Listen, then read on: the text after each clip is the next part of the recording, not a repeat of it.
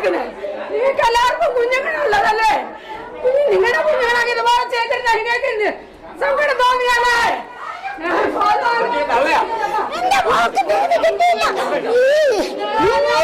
എന്തൊരു തോന്നുമില്ല. എന്റെ കുഞ്ഞിനെ സത്യമാ. പക്ഷെ ഇവരെന്ത് അവന് വെറുതെ വിട്ടു. അവന് ഞങ്ങൾ വെറുതെ വിടത്തേയല്ല. എന്റെ ഭർത്താവ് അവനെ കൊല്ലും, ജയിലിൽ പത്താവ് പോകും.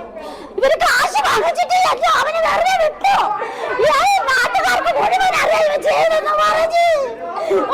ഇപ്പൊ വെറുതെ വിട്ടു അവനെ. എന്റെ കുഞ്ഞ് 12 കൊല്ലം കഴിഞ്ഞിട്ട് എന്റെ മോളാ. അവനിപ്പോ വെറുതെ വിട്ടു. അവൻ ജീവിക്കാൻ പോകുക. അവനിപ്പോ സന്തോഷമായിട്ട് ജീവിക്കാൻ പോകുക. ഞങ്ങളെ മാത്രം കുഞ്ഞിനെ വിട്ടേച്ചിരിക്കുക. അവനെ വെറുതെ വിടത്തില്ല ഞങ്ങള്. അവൻ കാശ് കൊടുത്ത് അവര് വിലക്ക് വാങ്ങിച്ച എല്ലാവരെയും കാശ് ലക്ഷക്കണക്കിന് കാശ് കൊടുത്ത് എന്റെ കുഞ്ഞിനെ അവൻ കൊന്നിട്ട് അവന് വെറുതെ പോവുക.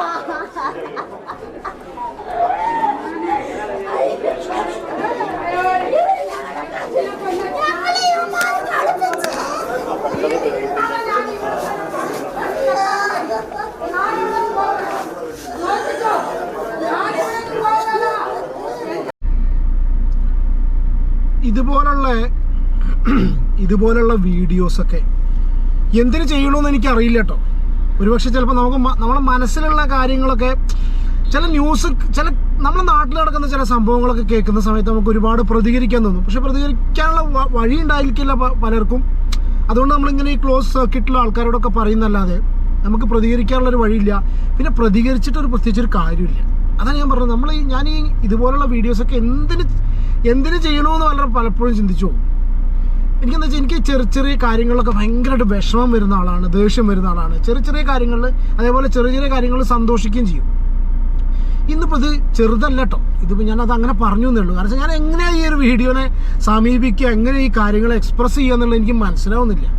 ഒരുപക്ഷെ ചിലപ്പോൾ 6 വയസ്സുള്ള ഒരു മോളുടെ അച്ഛൻ എന്നുള്ള നിലയ്ക്കായിരിക്കാം നമുക്ക് ഇതുപോലത്തെ ന്യൂസ് കേൾക്കുന്ന സമയത്ത് ദേഷ്യത്തിനേക്കാളും കൂടുതൽ പേടിയും വിഷമവും ഒക്കെ കൂടുതലായിട്ട് വരുന്നത്. ദേഷ്യം വരുന്നതിനേക്കാളും കൂടുതൽ എനിക്ക് പേടി വരും, എനിക്ക് വിഷമം വരും, എനിക്ക് മോളെ കാണാൻ തോന്നും. അങ്ങനത്തെ ഒരുപാട് പ്രശ്നങ്ങൾ ഞാൻ എത്രത്തോളം ഞാൻ പറയുന്നത് എങ്ങനെ നിങ്ങൾ ഉൾക്കൊള്ളുമെന്ന് എനിക്കറിയില്ല.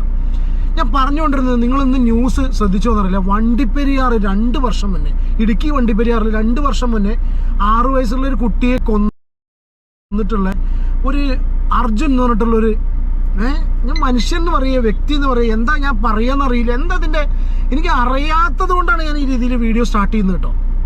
അവനൊന്ന് വെറുതെ വിട്ടുന്ന്. ന്യൂസ് കണ്ടിട്ടുണ്ടാവില്ലേ? നിങ്ങൾ ന്യൂസ് കണ്ടവരാണെങ്കിൽ നിങ്ങൾ ഈ വീഡിയോ കണ്ടിട്ട് നിങ്ങൾ അഭിപ്രായം പറയാമെന്നും കൂടി പറയാം. എനിക്കിത് വീഡിയോ എന്താ പറയാമെന്ന് അറിയില്ല.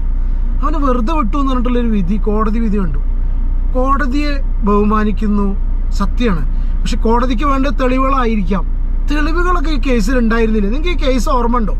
2 വർഷം മുന്നേ ഞാൻ അതിൻ്റെ ഡീറ്റെയിൽസ് കംപ്ലീറ്റ് ഞാൻ ഈ വീഡിയോയിൽ പറയാം. ഞാൻ മെമ്മറിയിൽ നിന്ന് റീകളക്ട് ചെയ്ത് മറക്കാൻ പറ്റുന്ന കേസ് ആയിരുന്നില്ല. 6 വയസ്സുള്ള കുട്ടി എന്ന് പറയുമ്പോൾ അന്ന് എൻ്റെ കുട്ടിക്ക് 4 വയസ്സാണ്. 3 വയസ്സ് കഴിഞ്ഞ് 2021 ആ സമയത്ത് ഉണ്ടായിട്ടുള്ള ന്യൂസാണ്. ഏതായാലും നിങ്ങളിപ്പോൾ ഈ സീന് കണ്ടത്, ആ അമ്മ അവരവിടെ ആ കോടതി വിധി കേട്ടതിന് ശേഷം കോടതി മുറിയിൽ കരയുന്നതാണ്.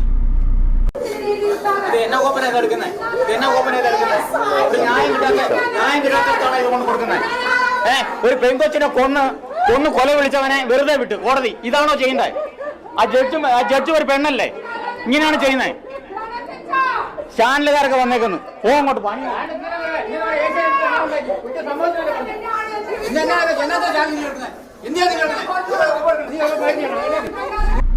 ഇവര് ഈ രോക്ഷം പ്രകടിപ്പിക്കുന്നതിന് ഒന്നും പറഞ്ഞിട്ട് കാര്യമില്ല. നിസ്സഹായരായ അവസ്ഥയിൽ നിൽക്കുന്ന മാതാപിതാക്കളും അവരെ ചുറ്റിപ്പറ്റി നിൽക്കുന്ന കുറച്ച് പാവങ്ങളും അല്ലേ?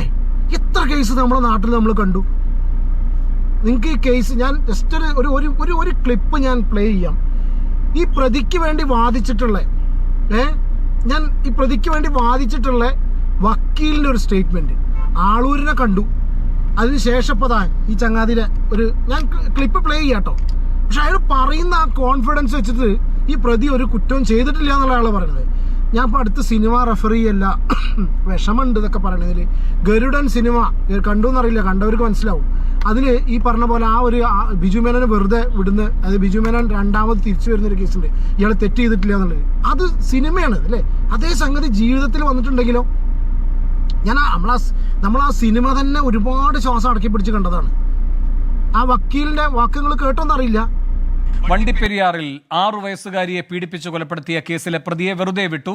അർജുൻ കുറ്റക്കാരനല്ലെന്ന് കട്ടപ്പന അതിവേഗ കോടതി വിധിച്ചു. ഇപ്പോൾ അഭിഭാഷകൻ മാധ്യമങ്ങളെ കാണുന്നു. അതിലേക്ക് നിങ്ങൾക്കറിയാം, ഭൂരിപക്ഷം കേസുകളിൽ ഈവൻ ട്രയൽ കോടതികൾ പോലും മോറൽ കൺവിക്ഷനാണ്. പക്ഷേ ഇവിടെ ഈ സാഹചര്യത്തിൽ ഈ കേസിൽ വളരെ ക്ലിയറായി കോടതി നീതി നടപ്പിലാക്കിയിരിക്കുന്ന എല്ലാ തെളിവുകളും ഇഴകീറി പരിശോധിച്ചാണ് കോടതി ഉത്തരവിലേക്ക് എത്തിയിരിക്കുന്നത് എന്നും വ്യക്തമാണ്. അനുകൂലമായല്ല, ഇതുവരെ കൃത്രിമ തെളിവുകൾ ഉണ്ടാക്കും അനുകൂലമാവില്ലേ സുഹൃത്തെ? ഇല്ലേ? തീർച്ചയായും 100%. എന്ത് തെളിവാണ് പോലീസിൻ്റെ ഉള്ളത്? അവൻ ഡിവൈഎഫ്ഐ നേതാവാണെന്നോ? അതാണോ തെളിവ്? അതായിരുന്നല്ലോ പോലീസിന്റെ മെയിൻ ക്യാച്ച് വേർഡ് ഈ കേസിൽ മെയിനായിട്ട്. പിന്നെ പോലീസ് പറഞ്ഞു എന്തോ ശാസ്ത്രീയ തെളിവുകളുണ്ട്. യാതൊരുവിധ പ്രോപ്പറായിട്ടുള്ള കോടതി അപ്രീഷിയേറ്റ് ചെയ്യുന്നത് യാതൊരു ശാസ്ത്രീയ തെളിവുകളും കളക്ട് ചെയ്തിട്ടില്ല. ഞങ്ങൾ ഈ കേസിൽ റീഇൻവെസ്റ്റിഗേഷൻ ഡിമാൻഡ് ചെയ്യാണ്. യഥാർത്ഥ പ്രതി എവിടെ പോയി? ഈ ചോദ്യങ്ങൾക്ക് ഉത്തരം വേണമല്ലോ. ഞങ്ങളിതിൽ റീഇൻവെസ്റ്റിഗേഷൻ മറ്റു കാരണം ഞങ്ങൾ മുന്നോട്ട് പോകും. അത് തീർച്ചയായും ഞങ്ങൾ അവസാനം ഈ കോടതിയിൽ വാദം പറഞ്ഞു വെച്ചത് തന്നെ റീഇൻവെസ്റ്റിഗേഷൻ ഡിമാൻഡ് ചെയ്തുകൊണ്ടാണ്. ഈ കേസിൽ ഞങ്ങൾ റീഇൻവെസ്റ്റിഗേഷൻ ഡിമാൻഡ് ചെയ്യുന്നു, കോമ്പൻസേഷൻ ചോദിക്കുകയും ചെയ്യും വ്യക്തമായി. കാരണം ഒരു വ്യക്തിയെ 2.5 വർഷം യാതൊരുവിധ കുറ്റവുമില്ലാതെ തടവിലിട്ട് ഇതുപോലെ ക്രൂരമായി അവനെ കൊണ്ട് ടോർച്ചർ ചെയ്ത് അവൻ്റെ ശരീരത്തിലെ രോമവും കുന്നും അങ്ങോട്ടച്ചക്കറോ എല്ലാം പറിച്ചെടുത്ത് ഓരോരോ കൃത്രിമ തെളിവുണ്ടാക്കുകയും എന്നിട്ട് ഇപ്പോൾ ബാക്കി SHO ചോദിക്കുക അയാൾ എന്താ തെളിവെന്ന് പറയട്ടെ. അതുപോലെ ക്ലീൻ ആയിട്ടുള്ളൊരു കേസാണിത്. അതുകൊണ്ട് തന്നെയാണ് കോടതി അത്തരത്തിൽ നീതി നടപ്പിലാക്കിയത്.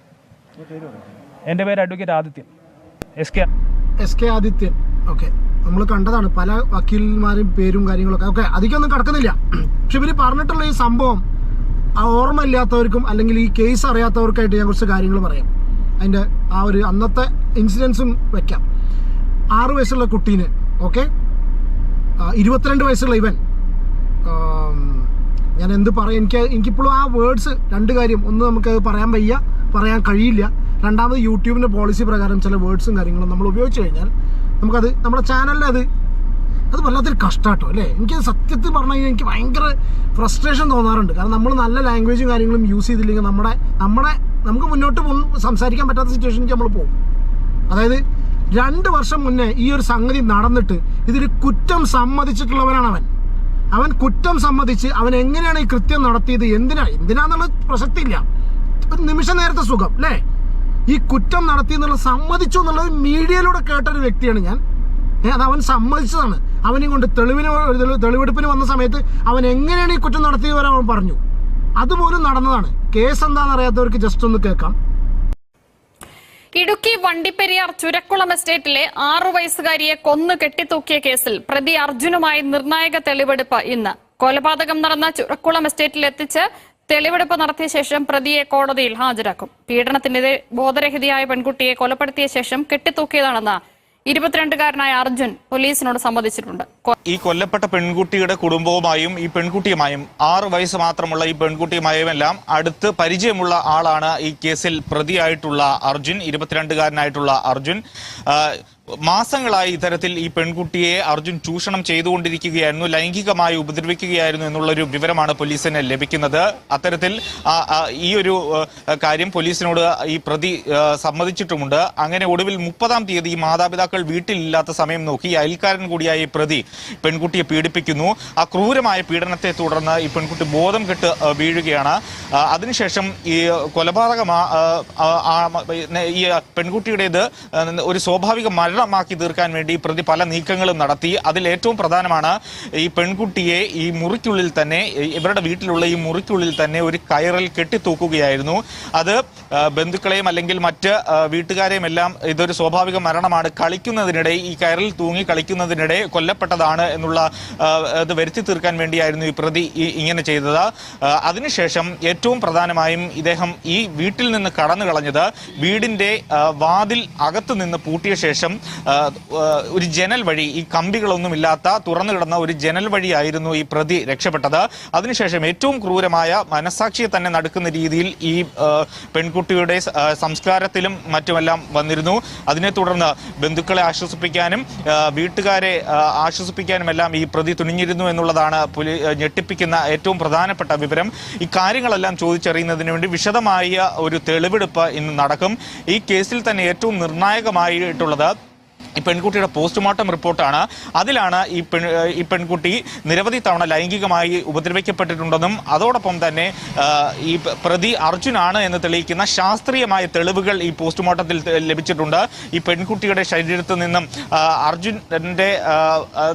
അർജുന്റെ രോമമടക്കമുള്ള കാര്യങ്ങൾ ഈ പെൺകുട്ടിയുടെ ശരീരത്തിൽ നിന്നും പോസ്റ്റ്മോർട്ടത്തിൽ കണ്ടെത്തിയിട്ടുണ്ട്. DNA പരിശോധനയിൽ എല്ലാം തന്നെ ഇത് അർജുന്റേതാണ് എന്ന തരത്തിൽ വ്യക്തമായിട്ടുണ്ട്. ഏറ്റവും പ്രധാനമായ കാര്യം, ഈ പെൺകുട്ടി 6 വയസ്സ് മാത്രമേ ഉള്ളൂ. താൻ ലൈംഗികമായി ഉപദ്രവിക്കപ്പെടുകയാണെന്നോ അല്ലെങ്കിൽ ചൂഷണം ചെയ്യപ്പെടുകയാണെന്നോ ഉള്ള ഒരു അവബോധം അല്ലെങ്കിൽ അത് മനസ്സിലാക്കാൻ പോലും കഴിയാത്ത ഒരു പ്രായമാണ് 6 വയസ്സ്. അപ്പോൾ ഈ വളരെയധികം ക്രൂരമായി ഈ പെൺകുട്ടിയെ നിരന്തരമായി ഇത്തരത്തിൽ പീഡിപ്പിച്ചിരുന്നു എന്നുള്ളൊരു വിവരമാണ് പോലീസിനോട് ഈ പ്രതി പറഞ്ഞിട്ടുള്ളത്. ഏറ്റവും പ്രധാനമായും ഈ മാതാപിതാക്കൾ ജോലിക്ക് പോകുമ്പോൾ ഈ പെൺകുട്ടിയും സഹോദരനും മാത്രമായാണ് വീട്ടിലുണ്ടാവുക. ഈ സഹോദരൻ പുറത്തുപോയ തക്കം നോക്കിയാണ് ബാക്കി ഒരുവിധമൊക്കെ ഞാൻ പറയാ, നമുക്ക് പല കേസ് നമ്മളിങ്ങനെ കേൾക്കുന്ന സമയത്ത് ഞാൻ ഒരുപാട് പ്രാവശ്യം ഈ വീഡിയോ കണ്ടതാ, ഒരുപാട് പ്രാവശ്യം പണ്ടും കണ്ടു. അതിനുശേഷം ഇന്നിപ്പോൾ ഈ ഒരു വീഡിയോ ചെയ്യാൻ വേണ്ടി കണ്ട. പക്ഷെ ഓരോ സമയം അത് കേൾക്കുന്ന സമയത്ത് ഞാൻ ചോദിക്കുന്നത്, ഇവൻ കുറ്റം സമ്മതിച്ചതാണ്. സോറി, ഇവൻ കുറ്റം സമ്മതിച്ചു, അതിനുള്ള സപ്പോർട്ടിങ് തെളിവുകളൊക്കെ കൊടുത്തു. അപ്പം നല്ലൊരു സ്മാർട്ടായിട്ടുള്ള വക്കീൽ വന്നിട്ട് ആയിരിക്കാം അല്ലേ? എനിക്ക് മനസ്സിലാവാത്ത നിങ്ങളുടെ അഭിപ്രായം നിങ്ങൾ പറയും. എന്താണ് ഇതെന്താ നടക്കുന്നത്? നിങ്ങൾ ആ തെളിവെടുപ്പിന്റെ സീന്. തെളിവെടുപ്പിനിടെ 22-കാരനായ പ്രതിക്ക് നാട്ടുകാരുടെ മർദ്ദനമേറ്റു. കത്തികൊണ്ട് വെട്ടാനുള്ള ശ്രമം പോലീസ് തടഞ്ഞു.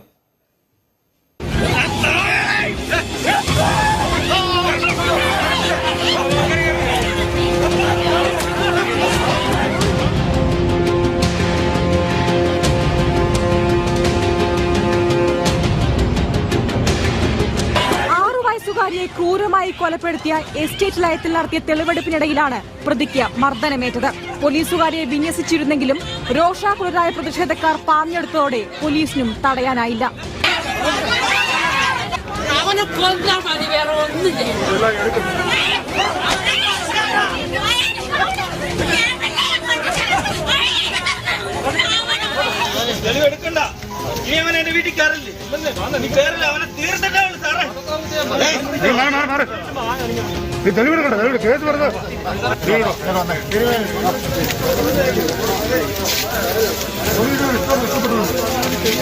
കൊലപാതകം പുനരാവിഷ്കരിച്ച് ശാസ്ത്രീയമായ തെളിവ് ശേഖരിക്കാനാണ് അന്വേഷണ സംഘം 2ാം തവണയും അർജുനെ എസ്റ്റേറ്റിലെത്തിച്ചത്.